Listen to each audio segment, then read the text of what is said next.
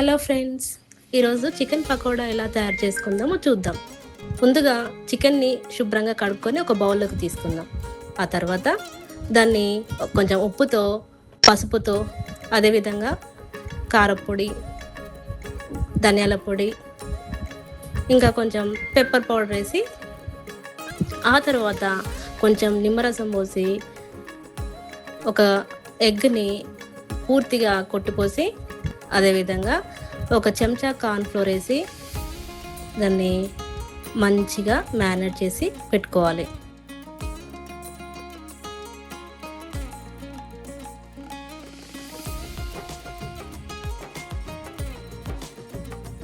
Chilli flakes కూడా వేసుకుందాం, ఎందుకంటే కొంచెం ఘాటు ఘాటుగా కారంగా బాగుంటుంది.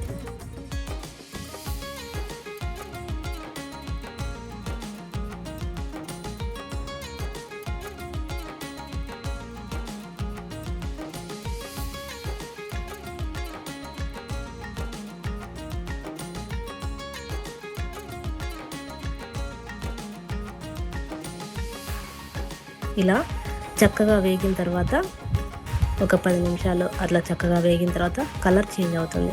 మంచి గోల్డెన్ కలర్ వచ్చేంత వరకు వేయించుకోవాలి. ఈ విధంగా వేగినప్పుడు లోపల బయట చాలా చక్కగా వేగుతుంది. ఆ తర్వాత ఒక ప్లేట్లో పక్కన తీసి పెట్టుకోవాలి.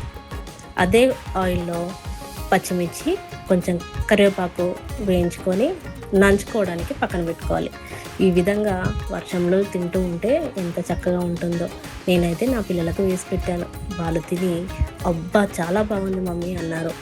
మీరు కూడా ఇంట్లో ఒకసారి ట్రై చేయండి.